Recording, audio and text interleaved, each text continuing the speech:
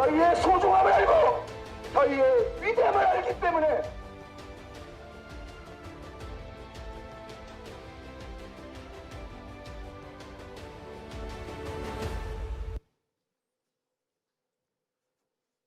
안녕하십니까. 국민의힘 최고위원 후보 도태우입니다. 저는 다시 살아나는 국민의힘 진정성으로 라는 제목으로 말씀드리고자 합니다. 화면에 한반도 남쪽의 빛과 북쪽의 암흑이 대조되고 있습니다. 저는 저 빛의 근원에 진정성이 있다고 생각합니다.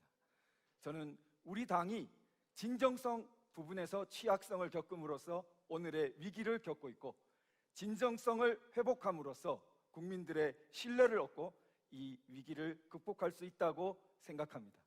저는 제가 대변한다고 자부하는 대한민국 정통 가치의 대변뿐만 아니라 진정성 부분에서 확고한 신뢰를 받고 있기 때문에 저 도태우를 국민의힘 최고위원으로 선택해 주시는 것이 우리 당이 살아나는 데에 꼭 필요하다고 생각합니다. 다음 화면 보시겠습니다.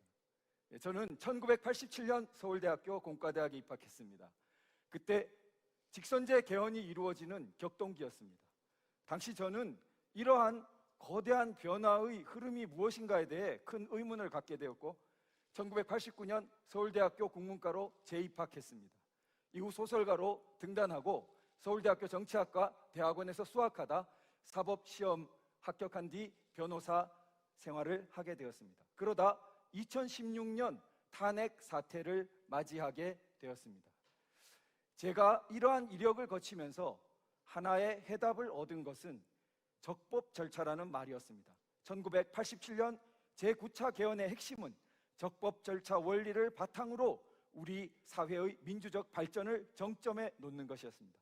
그런데 2016년 탄핵 사태를 맞이하여 이러한 헌법에 바탕한 법치가 무참히 파괴되는 것을 목격하고 저는 저항 운동에 나서게 되었습니다.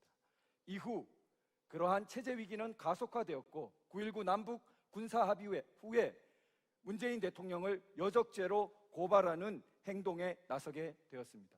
이후 4.15 부정선거 의혹에 대한 진상규명을 촉구하는 활동을 하게 되었고, 가장 최근에는 김일성 회고록에 대한 판매금지 가처분 신청에 이르게 되었습니다. 우리 당이 진정성 위기를 겪게 된 대표적인 사건이 바로 탄핵소추 의결에 관련된 것이라 생각됩니다. 당시 우리 당의 일부는 찬성이었고 일부는 반대였습니다. 그런데 찬성이라는 것은 우리 당의 대통령이 중대한 헌법 위반, 탄핵에 이를 만큼이라고 생각한 것입니다. 그렇다면 그 이후 운동권에 의한 국가 약탈이 일상화된 문재인 정권 하에서 탄핵에 찬성했던 분들의 투쟁은 어떠했습니까? 바로 그런 부분이 국민들이 그 탄핵 찬성 입장에 대한 진정성에 의문을 갖게 된 부분이라고 생각됩니다. 한편 탄핵에 반대한 분들의 경우는 어떤가요? 그 뒤에 헌법재판소, 특검과 적폐청산, 그리고 독립성이 흔들리는 사법부, 투쟁의 과제들은 너무나 많았습니다. 그 부분에서도 국민들이 또한 함께 의문을 갖게 됐다고 생각됩니다.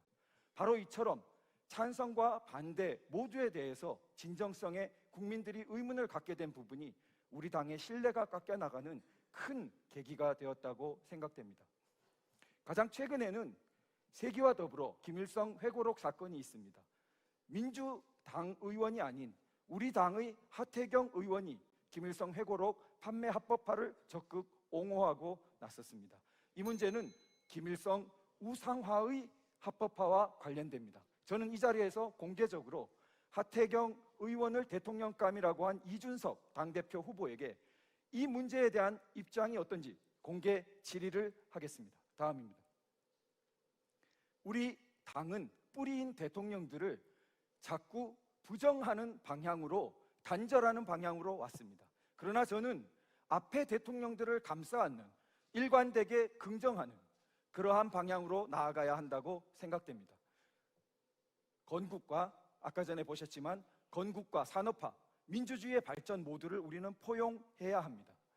이러한 진정성의 바탕에서 당원들의 진정성이 연결되고 책임 정치의 바탕에서 우뚝한 그러한 역사를 주도하는 정당이 태어날 것이라고 생각됩니다. 마지막 화면입니다.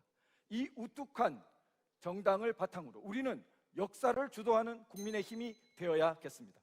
감사합니다. 네, 감사합니다.